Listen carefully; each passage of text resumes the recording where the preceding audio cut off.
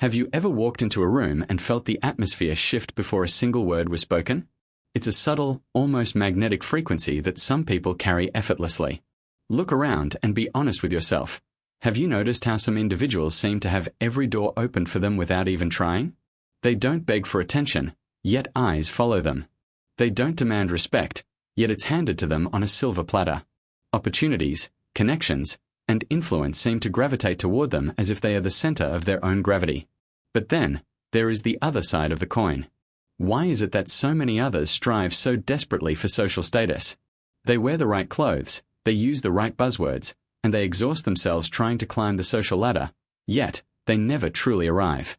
They remain invisible, or worse, they come off as tryhards who are constantly seeking a seat at a table that doesn't seem to want them.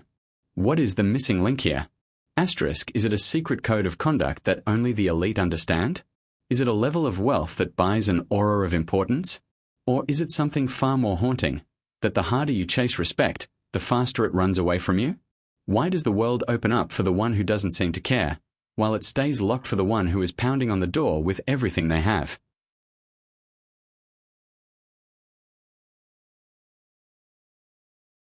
If you believe that charisma is a divine gift bestowed upon a lucky few at birth, you have been misled by a beautiful myth. The truth is far more clinical, and yet, far more empowering. Presence is not a talent, it is a refined skill.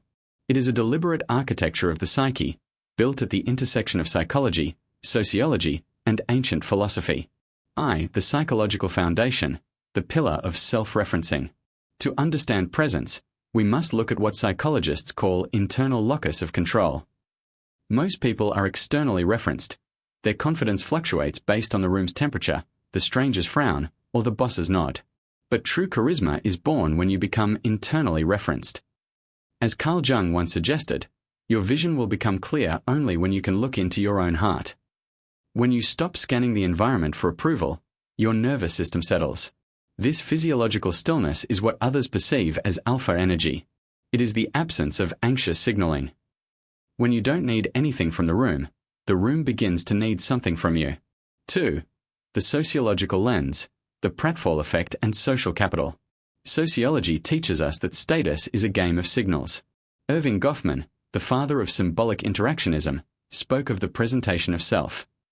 He argued that we are all performers, but the most charismatic among us are those who have mastered their backstage so well that their front stage appears effortless.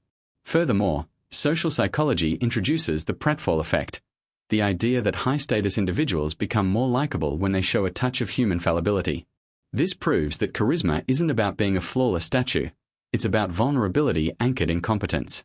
It is the ability to own your space and your flaws simultaneously, creating a social gravity that pulls others into your orbit. 3.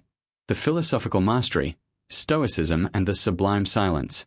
If we turn to the Stoics, Marcus Aurelius or Epictetus, we find the ultimate secret to presence, indifference to the indifferent. The Stoic sage possesses a sovereignty of soul. They understood that your power is directly proportional to your ability to remain unshakable by external chaos. This aligns with the concept of gravitas. In ancient Rome, gravitas was a virtue of depth, seriousness, and dignity.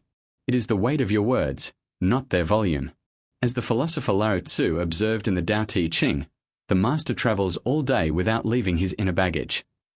This means carrying your center of gravity within you. When you speak, your words carry the weight of 1,000 silent reflections. 4. The practical synthesis, building the aura. So, how do you construct this? It is a threefold process. The somatic shift. You must train your body to occupy space. Not through aggression, but through expansive relaxation. Tension is a leak of power. Relaxation is a reservoir of it. The cognitive reframe, stop asking, do they like me? And start asking, do I like the energy in this room? This shift from being the object of evaluation to the subject of observation is where true authority begins. The intentional silence. Charisma lives in the pauses. The person who can comfortably hold a silence without rushing to fill it is the person who subconsciously signals that they are the master of the time and the environment. True presence is the art of being everywhere while standing still. It is a mastery of the self so profound that the world has no choice but to acknowledge it. It is not about being the loudest in the room. It is about being the one whose absence would be felt most deeply.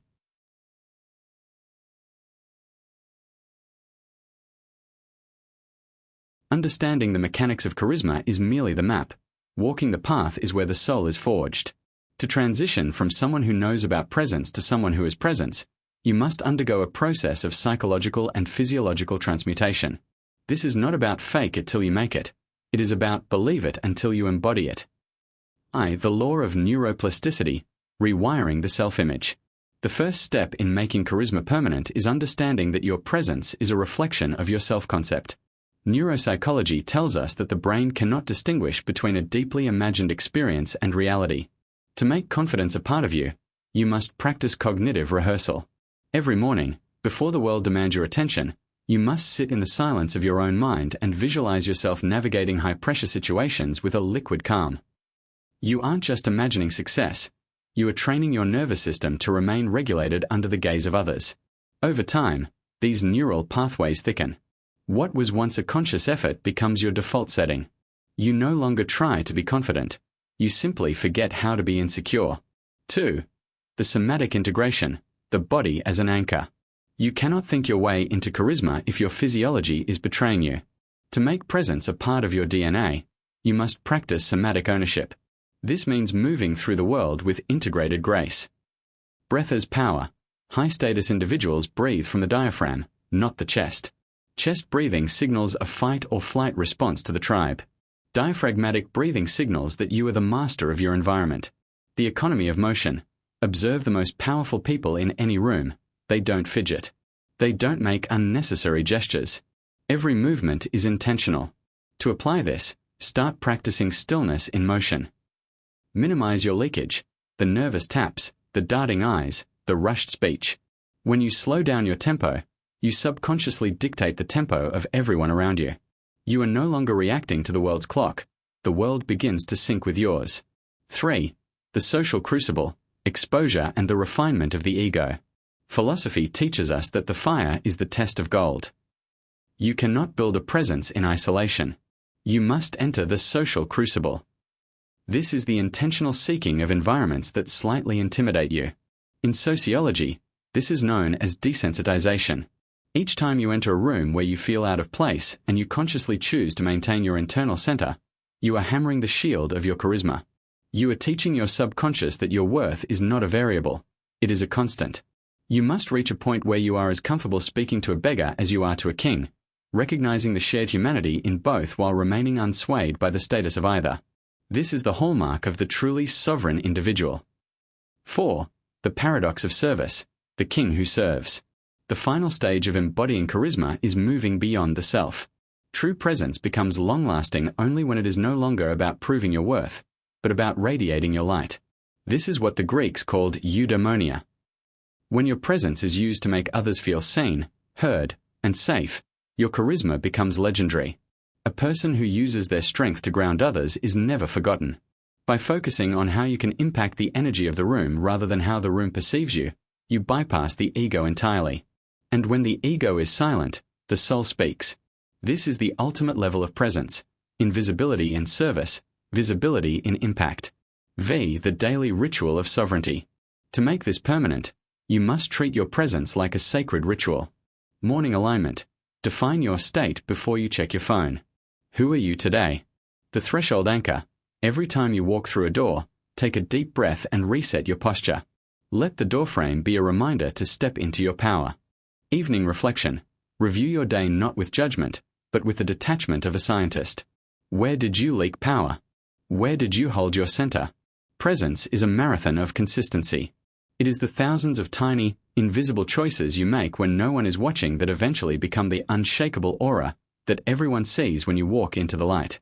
You do not get charisma. You become the space in which charisma happens.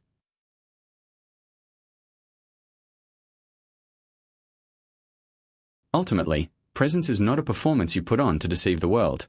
It is the courage to strip away the layers of insecurity until only your raw, unfiltered truth remains.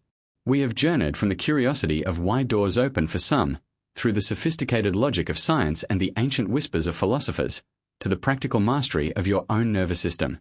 But here is the final secret. The world doesn't just respect power, it respects the peace that comes from power. When you stop performing, the audience stops judging. When you become so comfortable in your own skin that you no longer seek to be the most important person in the room, you ironically become the most unforgettable. You are no longer a person chasing status. You are a force of nature that status simply follows. So, walk out into the world not with the intent to impress, but with the intent to occupy. Occupy your body, occupy your mind, and occupy your moment. Build that invisible sanctuary within yourself that no storm can shake. Remember, true charisma is not about making people look at you. It is about making them feel that, because you are there, they are safe to be themselves. You are the architect of your own aura.